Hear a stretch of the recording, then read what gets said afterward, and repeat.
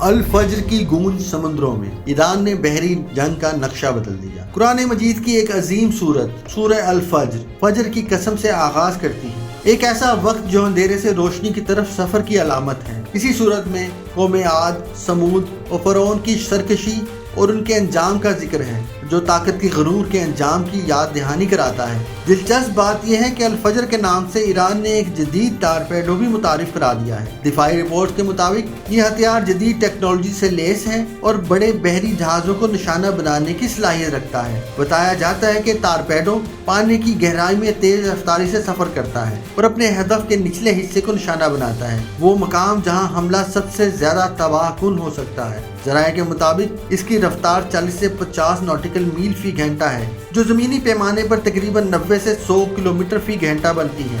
इसका जदीद guidance system इसे खामोशी से हदफ तक पहुंचने में मदद देता है, जिसे दफाई निज़ाम के लिए इसे बरवक्त पकड़ना मुश्किल हो सकता है। दावा किया जाता है कि आजमाइशी मरहले में एक पुराना बहरी जहाज चंद सेकंड में नकारा बना दिया गया। याद रहे कि अमेरिका, रूस और दीगर बड़ी ताकतों के पास भी जदीद टारपेडो मौजूद हैं और समुद्री जंगी टेक्नोलॉजी में मुकाबला मुसलसल जारी है। माहिरीन के मुताबिक ऐसे हथियारों की मौजूदगी बहरी ताकत के तवाज़ुन को तब्दील कर सकती है, खास तौर पर इन हसास इलाकों में जहां आलमी तजारत और तवानाई की रसद का इन्हिसार समुद्री रास्तों पर है। सवाल ये है कि अल फज्र महज दफाई हिकमत अमली है या खित्ते में ताकत का नया पैगाम।